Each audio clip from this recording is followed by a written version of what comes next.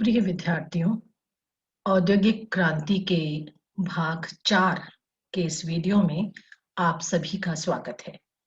इससे पूर्व के वीडियोस में हम देख चुके हैं कि औद्योगिक क्रांति का क्या तात्पर्य है, ये क्यों हुई, यानी इसके क्या कारण रहे, कौन से क्षेत्रों को इसने प्रभावित किया, यानी किन क्षेत्रों में सर्वप्रथम मशीन का प्रयोग होने लगा।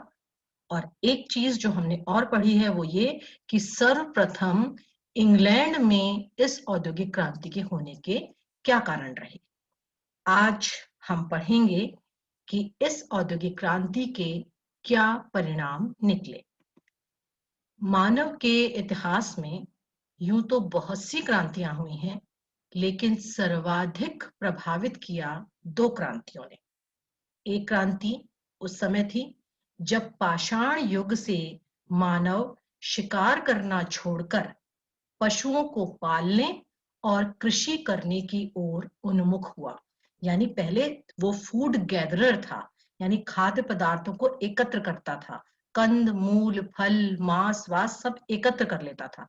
लेकिन उसको छोड़कर जब उसने खुद अन्न का उत्पादन करना शुरू किया और पशुओं को पाल कर फिर उनको कार्य में लेना शुरू किया, एक क्रांति वो थी जिसने मनुष्य के सामाजिक, धार्मिक, राजनैतिक और आर्थिक सभी क्षेत्रों में महत्वपूर्ण परिवर्तन कर डाले।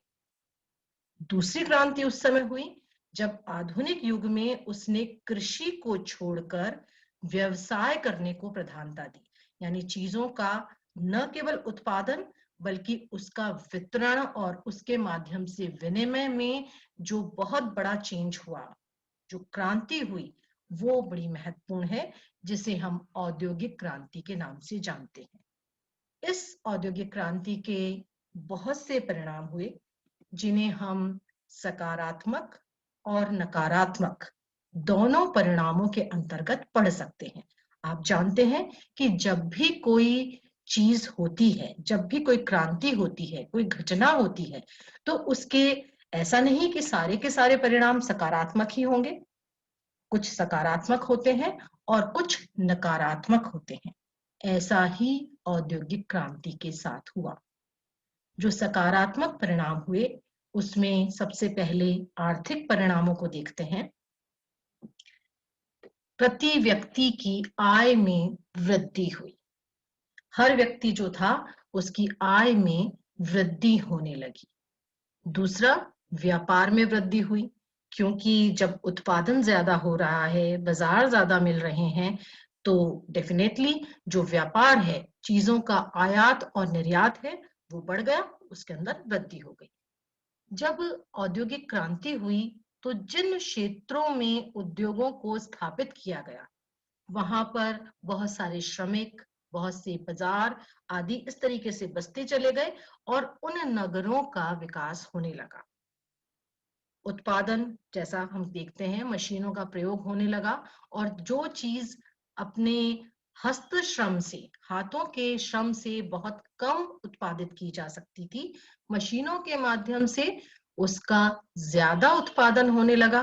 और जब उत्पादन ज्यादा होगा तो ये तो बिल्कुल स्वाभाविक बात है कि उस उत्पादित वस्तु को कहीं ना कहीं निर्यात भी किया जाएगा, किसी न किसी बाजार में भेजा भी जाएगा और उसके बदले में कुछ चीज लेकर भी आई जाएगी। तो उत्पादन में भी और वाणिज्य में भी अभूतपूर्व वृद्धि हमें इस क्रांति के माध्यम से दिखाई देती है। एक और महत्वपूर्ण सकारात्मक परिणाम हुआ यातायात के साधनों का विकास। हम पढ़ चुके हैं किस तरीके से पक्की डामर की सड़कें बनने लगी, नौ परिवहन के लिए कृत्रिम रूप से जलमार्गों का भी निर्माण किया गया और रेल यान जो है, यानी रेलगाड़ी, रेल की पटरियां जो हैं वो भी बिछाई गई। और इस प्रकार केवल माल के लाने ले जाने के लिए नहीं, हम देखते हैं कि वैसे भी आम मनुष्य के यातायात के लिए भी इन साधनों का विकास हो गया। और एक और परिणाम हुआ जो था पूंजीवाद का विकास। जो उत्पादन के साधन थे उनके ऊपर निजी स्वामित्व होने लगा, यानी व्यक्तिगत स्वामित्व के अंतर्गत उद्योग आने लगे, जिससे उद्योगों में अभूतपूर्व वृद्धि हुई। क्योंकि आप जानते हैं कि जब कोई भी उद्योग या संपत्ति निजी होती है, व्यक्तिगत होती है, तो जिस व्यक्ति के अंतर्गत वो आ रही है, वो व्यक्ति उसके लाभ के लिए, उसे और ज्यादा बढ़ाने के लिए अपना सर्वस्व दांव पर लगा देता है। और इस प्रकार इस व्यवस्था को पूंजीवाद कहते हैं, और पूंजीवाद भी औद्योगिक क्रांति के अंतर्गत हमें दिखाई देने लगता है। अब बात करते हैं समाज पर पड़े प्रभाव या समाज पर हुए परिणामों के बारे में। सबसे पहली चीज, जनसंख्या में वृद्धि होने लगी। ये जनसंख्या वृद्धि कहाँ हुई? जो कृषक गांवों में रह रहे थे, अब वो गांव को छोड़ छोड़कर, हम पढ़ चुके हैं कि उन्हें अपने छोटे खेत, बड़े जो खेती किसान थे उनको देने पड़े थे, इसलिए अब कृषि पर आधारित जो उनका जीवन था वो नहीं चल सकता था, इसलिए वो मजदूरी की तलाश में, अपने रोजगार की तलाश में शहरों की ओर आए। और शहरों में हमें जनसंख्या वृद्धि दिखाई देती है, जिससे उद्योगों को मजदूर, श्रमिक मिलने संभव हो सके। दूसरी चीज हुई कि जो नई तकनीकों का जो विकास हुआ और मेडिकल फैसिलिटीज जो बढ़ने लगी, उसके कारण मनुष्य की जो जीवन आयु की औसत थी वो भी बढ़ने लगी, और इस प्रकार मनुष्य की जीवन की औसत आयु में वृद्धि हो गई। मनुष्य ज्यादा समय तक जीने लगा। इसके साथ ही साथ एक और अच्छा परिणाम निकला, वो था शिक्षा के प्रति जागरूकता। अब औद्योगिक क्रांति के अंदर यदि आपको उत्पादन अपना बढ़ाना है, मशीनें लगानी है, या कोई आविष्कार करना है, या नए बाजार खोजने हैं, या बैंकिंग व्यवस्था आपको अपनानी है, तो आपको उनके प्रति शिक्षित होना होगा। और इसीलिए हम देखते हैं कि अब शिक्षा ग्रहण करने के प्रति जागरूकता दिखाई देती है। पहले इस प्रकार की व्यवस्थाओं के लिए, कॉमर्स जो है उसके लिए जागरूकता नहीं थी। केवल आपने धर्म का विषय पढ़ लिया, इतिहास पढ़ लिया, लिटरेचर पढ़ लिया और आपकी शिक्षा पूरी हो गई। लेकिन अब इन सब कार्यों के लिए भी शिक्षा आवश्यक थी, क्योंकि अपडेट होना जरूरी था आपको। और हम देखते हैं नए सामाजिक वर्गों का उदय हमें दिखाई देता है, जो औद्योगिक क्षेत्र में काम करने वाले हैं, जो इंजीनियर्स हैं, जो तकनीशियंस हैं, यानी एक बुर्जुआ वर्ग जो है वो हमें इस समय दिखाई देता है। इससे पहले लॉर्ड्स होते थे और सर्फ होते थे, यानी किसान होते थे और जमींदार टाइप के जो सामंत लोग हैं वो होते थे। लेकिन अब हमें तकनीकी रूप से सक्षम, जो फैक्ट्रीज में काम कर रहा है, ऐसा औद्योगिक बुर्जुआ वर्ग भी दिखाई देने लगता है। इसके अतिरिक्त तकनीकी विकास के कारण मनोरंजन के साधनों का भी विकास होने लगता है। और चूंकि महिलाएं अब औद्योगिक क्षेत्र में काम कर रही हैं, फैक्ट्री क्षेत्र में काम कर रही हैं, तो उनके मताधिकार के समर्थन में भी जनता का मत बदलने लगा। अभी तक महिलाओं को मताधिकार नहीं दिया गया था। आश्चर्य की बात है कि यूरोप के अंदर महिलाओं को मताधिकार बहुत देर से दिया गया। हमारा देश ही एकमात्र ऐसा है, जब आजाद हुआ तो आजाद होते ही हमने पुरुष और स्त्री दोनों को बराबर समझते हुए दोनों को ही वयस्क मताधिकार प्रदान किया था। लेकिन यूरोप में महिलाओं के पास मताधिकार नहीं था। लेकिन औद्योगिक क्रांति में महिलाओं के योगदान को देखते हुए उनके मताधिकार के समर्थन में जनमत का निर्माण होने लगा। फिर बात आती है कि राजनीतिक स्तर पर औद्योगिक क्रांति के क्या परिणाम निकले। सबसे पहली चीज, अंतरराष्ट्रीयवाद को बढ़ावा मिला, क्योंकि अब हर देश अपना उत्पादन बढ़ा रहा था। अब जब उत्पादन बढ़ा रहा है तो जरूरी तो नहीं कि वो जो जितना भी उत्पादित माल है वो सारा का सारा वो अपने देश में खपा लेगा, उसे दूसरी जगह बाजार चाहिए। साथ ही साथ जो उद्योग उसके यहाँ लग रहे हैं, उन उद्योगों के लिए कच्चा माल चाहिए, वो भी आवश्यक नहीं कि आपके ही देश में उत्पादित होता हो। तो ऐसे में एक देश की दूसरे देश के ऊपर परस्पर निर्भरता बनने लगी, और इसने अंतरराष्ट्रीयवाद को बढ़ावा दिया। दूसरी चीज हुई कि राज्य के प्रशासनिक कार्यों में वृद्धि हो गई। पहले जहां कृषकों के ऊपर सामंत देख लिया करते थे, केवल आपने कर नियुक्त करने वाले अधिकारी रख लिए, काम बन गया। लेकिन अब राज्य को ये देखना होता था कौन सी व्यापारिक कंपनियां हैं, कहाँ कहाँ वो कार्य कर रही हैं, एक कंपनी और दूसरे कंपनी के बीच में कोई टकराव तो नहीं है, राज्य और व्यापारिक कंपनी के हित के बीच में कोई टकराव तो नहीं है। इस तरीके से बहुत सारे नए प्रशासनिक कार्य राज्यों को करने पड़े।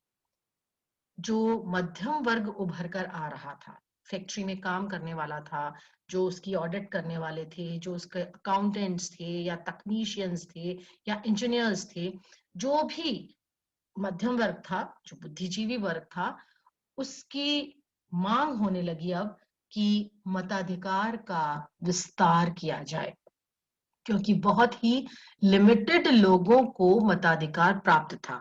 फ्रांस की क्रांति के अंतर्गत हमने पढ़ा है कि नागरिकों को सक्रिय और निष्क्रिय दो भागों में बांट दिया गया था। यानी जो कर देने वाले नागरिक हैं वो सक्रिय हैं और वही मत दे सकते हैं, लेकिन जो कर नहीं दे रहे हैं, जिनके पास संपत्ति नहीं है, उन्हें निष्क्रिय नागरिकों की श्रेणी में डाल दिया था, उन्हें मताधिकार से वंचित कर दिया था। लगभग कमोबेश यही स्थिति संपूर्ण यूरोप में थी। लेकिन अब जो मध्यम वर्ग उभर कर आ रहा था, वो ये कह रहा था कि इस मताधिकार के क्षेत्र को विस्तृत किया जाना चाहिए, ज्यादा लोगों को मत का अधिकार दिया जाना चाहिए। इसके बाद शहरों में जनसंख्या वृद्धि हो रही थी। ये इसका एक राजनीतिक परिणाम निकला, क्योंकि गांवों से पलायन करके शहरों की ओर लोग आ रहे थे, जो और भी ज्यादा जागरूक हो रहे थे और ज्यादा सुविधाओं और अधिकारों की मांग करने लगे। समाज का दो वर्गों में विभाजन हो गया। ये हमने सामाजिक परिणामों में भी पढ़ा है कि किस तरीके से नए सामाजिक वर्गों का उदय होता है। और यहाँ हम देखते हैं कि कौन से दो वर्ग में विभाजन हो रहा है, एक तो पूंजीपति और एक मजदूर। अब ये जो पूंजीपति और मजदूर हैं, इनमें भी जो मजदूर हैं वो धीरे धीरे यूनियंस बनाते हैं, पूंजीपति और मजदूरों के बीच में झगड़े होते हैं, और ये वाली जो चीजें हैं वो राजनीति को प्रभावित करने लगती हैं। इसके अतिरिक्त एक नई राजनीतिक विचारधारा का विकास होने लगा, साम्यवादी विचारधारा। हालांकि इसका पूर्णतः विकास हमें रशियन रेवोल्यूशन में जाकर मिलता है, लेकिन इससे पहले जो मार्क्स हैं, एंगल्स हैं, वो इस पूंजीपति और श्रमिकों की दुनिया को देखकर उन्होंने एक नई विचारधारा जो है उसको जन्म दिया, जो थी साम्यवादी विचारधारा। यानी इस विचारधारा के अंतर्गत ये माना जाता था कि जो उत्पादन के साधन हैं उन्हें केवल व्यक्तिगत स्वामित्व के अंतर्गत नहीं रखना चाहिए, क्योंकि इससे श्रमिकों का शोषण होता है, बल्कि क्या करना चाहिए, जो भी उत्पादन की इकाइयां हैं उन्हें राज्य के अधीन कर देना चाहिए। इसके अतिरिक्त एक और परिणाम निकला, जो था उदारवादी शासन व्यवस्था की स्थापना। अब राजा जो है उसका अधिनायकत्व नहीं चल सकता था, क्योंकि उसे भी अर्थ की आवश्यकता थी अपने राज्य के लिए। इसलिए उसे व्यापारियों के प्रति, व्यापारिक कंपनियों के प्रति, उत्पादन की इकाइयों के प्रति अपनी उदारवादी जो नीति है, ताकि उन्हें लाभ हो और वो लाभ अल्टीमेटली राज्य के पास पहुंचे, इस तरीके की शासन व्यवस्था की स्थापना भी हमें दिखाई देती है। वैचारिक परिणाम, विचारों में क्या परिणाम आए या क्या प्रभाव पड़ा। जो नए इकोनॉमिस्ट थे, अर्थशास्त्री थे, उन्होंने जो पुरानी आर्थिक पद्धति चल रही थी कि आपने अपना उत्पादन किया और अपने ही क्षेत्र के अंदर उसको खपा दिया, ज्यादा उत्पादन हमको करना ही नहीं है, केवल हमारे राज्य में जितनी चीज की आवश्यकता है उतना ही करना है, और घरेलू श्रम शक्ति के आधार पर घरेलू बाजार के अंदर ही सब कुछ खपा देना है। लेकिन इस पुरानी आर्थिक पद्धति के आधार स्थान पर अब व्यक्तिगत स्वतंत्रता तथा उन्मुक्त व्यापार के सिद्धांत पर बल दिया गया, जिसे लेजर्स फेयर के नाम से जाना गया। अब ये कहा गया कि जो उद्यमी हैं, जो व्यवसायी हैं, जो उद्योगपति हैं, इनको व्यक्तिगत रूप से स्वतंत्र छोड़ देना चाहिए और मुक्त व्यापार करने देना चाहिए। ये चाहे जिस देश से करें, जो भी करें, तो इससे क्या होगा, पूंजी और ज्यादा आएगी। इसके अतिरिक्त एक और विचारधारा ने जन्म लिया, जो थी समाजवादी विचारधारा। समाजवादी विचारधारा ये कहती है कि एक राज्य में रहने वाला छोटे से छोटा जो मनुष्य है, उसे भी अपने जीवन यापन की जो मूलभूत सुविधाएं हैं वो प्राप्त होनी चाहिए। एकदम आसान भाषा में हम कहें तो समाजवादी व्यवस्था ये कहती है कि जो छोटे से छोटा व्यक्ति है, उसे भी रोटी, कपड़ा और सर छुपाने के लिए छत, ये प्राप्त होनी चाहिए। तो जब औद्योगिक क्रांति में ये देखा गया कि किस तरीके से श्रमिकों का शोषण हो रहा है, श्रमिकों की दशा बहुत खराब हो रही है, तो उनके जन कल्याण की भावना से इस तरीके की विचारधारा का जन्म दिया हुआ। और बाद में हम देखते हैं कि बहुत से देशों ने इस विचारधारा को अपनाया भी। स्वयं आप जानते होंगे, आपको ध्यान होगा कि भारत में भी हमने अपने 42वें संशोधन के बाद समाजवाद शब्द को अपने संविधान की प्रस्तावना में स्थान दिया है। इसके बाद अ, हम देखते हैं कि ब्रिटेन के एक मानवतावादी उद्योगपति थे रॉबर्ट ओवन। उन्होंने आदर्शवादी समाजवाद को जन्म दिया। अभी थोड़ी देर पहले हमने बात की थी कि कार्ल मार्क्स और एंगेल्स जो हैं, उन्होंने पूंजीपति और सर्वहारा वर्ग यानी श्रमिकों को देखते हुए उन्होंने एक नई तरीके के विचार का जन्म दिया, वैज्ञानिक समाजवाद। उन्होंने कहा अपने आप वाद के बाद प्रतिवाद होता है, फिर संवाद होता है और फिर वाद हो जाता है। एक अर्थव्यवस्था जो है, नई तरीके की अर्थव्यवस्था की उन्होंने वैज्ञानिक व्याख्या की। अब बात आती है नकारात्मक परिणामों की। औद्योगिक क्रांति ने कौन कौन सी नेगेटिव चीजें जो हैं वो हमारे राज्य समाज को प्रदान की। सबसे पहले आर्थिक क्षेत्र में हम देखते हैं कुटीर उद्योग धंधों का विनाश हो गया। औद्योगिक क्रांति का तात्पर्य ये है कि उद्योगों में क्रांतिकारी परिवर्तन, जो उत्पादन का तरीका है उसमें परिवर्तन, जो वितरण का तरीका है उसमें परिवर्तन। यहाँ हम देखते हैं कि इसका एक नकारात्मक परिणाम ये निकला कि अभी तक जो लोग अपने घरेलू उद्योग धंधों से अपना जीविकोपार्जन कर रहे थे, उनके धंधों का पूरी तरह से विनाश हो गया। इसका एक उदाहरण जब आप मॉडर्न इंडिया पढ़ते हैं तो आप देखते हैं कि भारत में भी हुआ। भारत में भी सूत कातना, चरखा चलाना, पोनी बनाकर फिर मोटा अपना खद्दर का कपड़ा बनाना, ये सब हो रहा था। लेकिन जब औद्योगिक क्रांति हुई तो चूंकि इंग्लैंड के अंदर वस्त्र निर्माण की मशीनें लग गई थी, तो इंग्लैंड ने क्या करना शुरू किया, अमेरिका से, भारत से जो कपास है उसको खरीदना शुरू किया और मशीनों के माध्यम से उसने मजबूत, टिकाऊ और सस्ता वस्त्र बनाकर बाजार में भेज दिया। अब जब कुटीर उद्योग में जो काम कर रहे हैं, जो कपड़ा बना रहे हैं, उनका वस्त्र और मशीन से बना हुआ वस्त्र, जब इन दोनों की तुलना की जाती थी, तो जो मशीन से बना हुआ वस्त्र है सस्ता भी था, सुंदर भी था और टिकाऊ भी था। तो आप जानते हैं कि जो भी उपभोक्ता है वो क्या करेंगे, जो सस्ती चीज है, मजबूत चीज है, वो खरीदेंगे। और वो खरीदते थे। तो जो यहाँ भारत के कुटीर उद्योग थे, जो घर में चलने वाले थे, बहुत सारी चीजें, हम केवल वस्त्र की बात कर रहे हैं, वो सब समाप्त हो गए। और ऐसा भारत में ही नहीं हुआ, संपूर्ण विश्व में कुटीर उद्योग धंधों का विनाश हो गया। दूसरा जो नेगेटिव परिणाम निकला वो था श्रमिकों की समस्याएं बढ़ गई, उनका आर्थिक शोषण होने लगा और जो परिवेश उन्हें मिला, जो रहने की जगह उन्हें मिली, वो बहुत ही अस्वस्थ थी।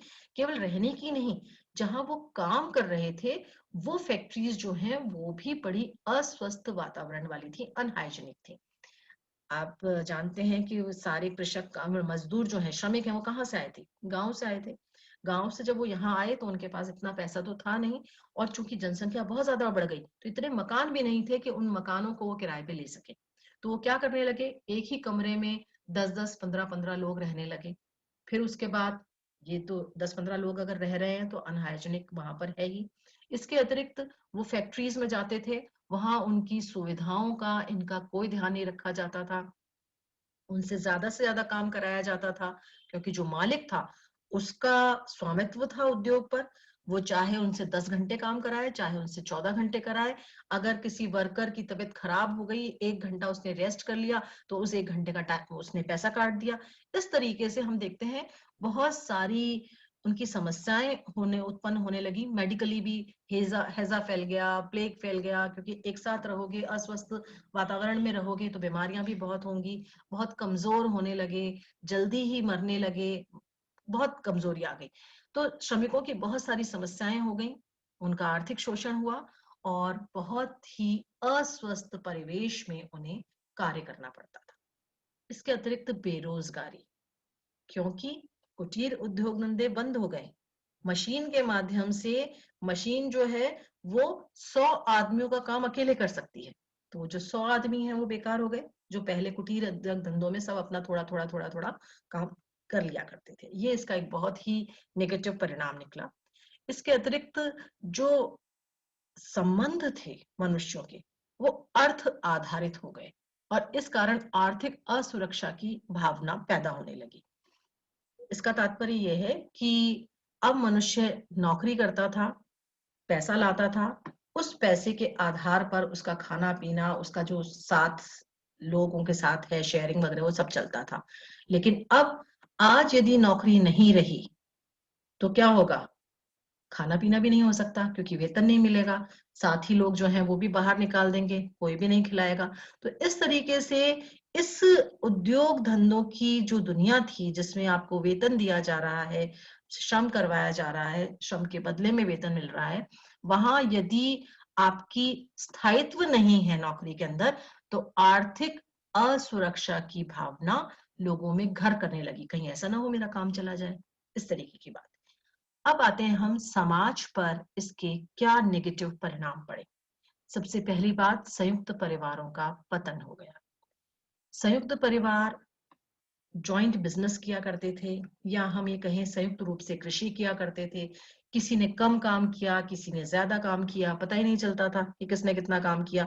जितनी भी बिजनेस का प्रॉफिट था या कृषि का प्रॉफिट होता था, सब एक जगह आता था और सारा परिवार आराम से साथ रह लेता था। लेकिन औद्योगिक क्रांति के बाद अब परिवार के सदस्यों ने नौकरी करना आरंभ किया, तो उनको मुद्रा के रूप में वेतन मिलने लगा। तो अब पता चलने लगा कौन ज्यादा कमा रहा है, कौन कम कमा रहा है, पहली चीज। दूसरी चीज, इस उद्योगों के कारण अब लोगों को गांव छोड़कर शहर आना पड़ा।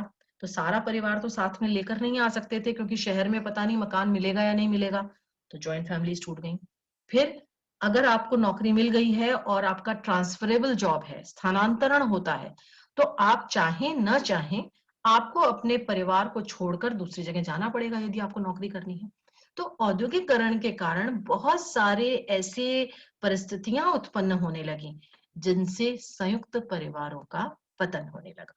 इसके साथ ही साथ जो चिमनियों से निकलने वाला धुआं था, जो वेस्ट वाटर निकलता था, जो गैसेस निकलती थी, उन सब ने बहुत सारी पर्यावरणीय समस्याओं को पैदा कर दिया, जो हम आज भी देख रहे हैं। इसके अतिरिक्त भौतिकतावाद आने लगा। पहले संतोष था जीवन में, पता था कि भाई हमारे पास तो ये 50 बीघा खेत है, इसमें जितनी भी कृषि होगी उतना ही फसल बेच लेंगे और आराम से रहेंगे। लेकिन अब आज मुझे नौकरी मिल रही है 5 घंटा काम करके, अगर मैं 2 घंटा और ज्यादा करूंगा तो ज्यादा पैसा मिल जाएगा, ज्यादा पैसा मिल जाएगा तो मैं ज्यादा ऐश्वर्य के साथ रह सकता हूं। तो इस तरीके से भौतिकतावाद बढ़ने लगा, सुख सुविधा की इच्छा ज्यादा बढ़ने लगी और इसी के साथ नैतिकता में गिरावट आने लगी। मनुष्य सब केवल अपने आप में सीमित होकर रह गया, उसे दूसरे की परवाह नहीं होने लगी। गलत सही कुछ भी कर कर सिर्फ पैसा कमाना और भौतिक रूप से संपन्न होना, यही उसका उद्देश्य बन गया। इसके साथ ही साथ एक और बहुत ही बुरा परिणाम हमें दिखाई दिया, जो है बाल श्रम की प्रथा का उत्पन्न हो जाना। जो कि बालक है उसको आप कम वेतन भी देंगे तो भी आप उससे काम करा सकते हैं, और कुछ काम ऐसे हैं जो बालक की छोटी उंगलियों से बहुत अच्छे हो सकते हैं। जैसे हम देखते हैं कालीन बनाने का काम, जो खाने होती हैं उसके अंदर कोयला बीन कर और लेकर आने का काम।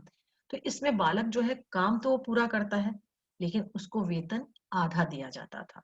तो इस तरीके से बालकों को काम में लेने की, काम में रखने की जो बात है वो औद्योगिक क्रांति में शुरू हो जाती है, क्योंकि स्वामी एक व्यक्ति है, निजी संपत्ति है वो। तो ज्यादा से ज्यादा लाभ के लिए उसे इससे कोई मतलब नहीं कि छोटा बच्चा जो है यदि इस तरीके का काम करेगा तो वो अकाल मृत्यु को प्राप्त हो सकता है या वो कमजोर हो जाएगा, उससे उसे कोई मतलब नहीं। उसे सिर्फ इतना पता है कि बच्चे को कम वेतन देना पड़ेगा और उसका काम सारा हो जाएगा। तो इस तरीके से बाल श्रम की जो कुप्रथा है उसका जन्म भी औद्योगिक क्रांति के बाद दिखाई देता है। फिर आते हैं राजनीतिक परिणाम क्या हुए। सबसे पहला जो नकारात्मक परिणाम हुआ वो था उपनिवेशवाद का उदय। जब यूरोपीय देशों ने मशीनों का प्रयोग आरंभ किया तो उत्पादन बढ़ने लगा। अब जब उत्पादन बढ़ने लगा तो उस उत्पादन को बेचने के लिए बाजारों की आवश्यकता है, और ऐसा बाजार होना चाहिए जो हमारा पर्सनल बाजार हो। इसके लिए सारे यूरोपीय देश उपनिवेशों की खोज में लग गए। नया नए उपनिवेश खोजो, उन्हें अपना बाजार बनाओ और पूंजी कमाओ। तो उपनिवेशवाद हमें इस काल में सर्वाधिक दिखाई देता है। इसके अतिरिक्त पूंजीपतियों और सर्वहारा वर्ग का संघर्ष भी हमें दिखाई देता है, क्योंकि जैसा मैंने आपको बताया कि इस समय जो पूंजीपति थे यानी जो उद्योगपति थे वो उनके निजी स्वामित्व में थी उनका उद्योग, वो चाहते थे अधिक से अधिक लाभ कमाना। और इसका नतीजा क्या होता था कि जो सर्वहारा वर्ग है यानी जो श्रमिक वर्ग है उसको कम से कम देने के लिए वो प्रयासरत रहते थे। ऐसे में एक दिन क्या होगा, अगर आप किसी व्यक्ति का शोषण करोगे तो एक दिन वो व्यक्ति टूट जाएगा और फिर वो अपने अधिकारों की लड़ाई के लिए खड़ा हो जाएगा। और यही हुआ पूंजीपति और सर्वहारा वर्ग के बीच, कि दोनों के भी मध्य हमें संघर्ष दिखाई देता है। इसके अतिरिक्त दो विचारधाराओं का संघर्ष भी राजनीति में उभर कर आया, जो बाद में फर्स्ट वर्ल्ड वॉर की में भी दिखाई देता है, सेकेंड वर्ल्ड वॉर की वजह बन गया। पूंजीवाद और साम्यवाद का संघर्ष, ये दो अलग अलग आर्थिक विचारधाराएं हैं। पूंजीवाद में जो उत्पादन के साधन हैं उन पर किसी व्यक्ति का या किसी संस्था का आधिपत्य होता है, लेकिन जो साम्यवाद है उसमें ये कहा जाता है कि जितने भी उत्पादन के साधन हैं वो सब राज्य के आधिपत्य में रहेंगे। यानी कोई पूंजीपति नहीं है, कुछ नहीं है, केवल राज्य है और बाकी सब के सब कार्य करने वाले लोग हैं। तो इन दो विचारधाराओं का संघर्ष हमें दिखाई देता है। पूंजीवादी जो देश थे उनमें जो विशेषता नाम लिए जा सकते हैं वो है ब्रिटेन है, अमेरिका है। और साम्यवाद में हम देखते हैं दूसरी तरफ रशिया था, जहां 1917 में साम्यवादी क्रांति हो जाती है। और इन्हीं दोनों विचारधाराओं के संघर्ष की परिणति हमें दिखाई देती है शीत युद्ध में, कोल्ड वॉर, जो कई वर्षों तक चली और पूरे विश्व को जिसने आतंकित रखा। दो खेमे बन गए, सीटो और नाटो, और उनके बीच हम देखते हैं लगातार कागजी जो वॉर है, शब्दों की जो बम वर्षा है वो सब होती रही थी।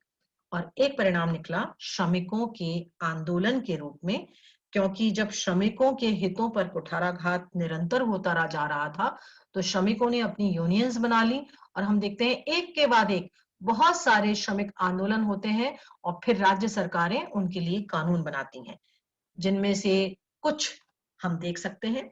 ब्रिटेन में महिलाओं और बच्चों के लिए कानून बनाए गए थे।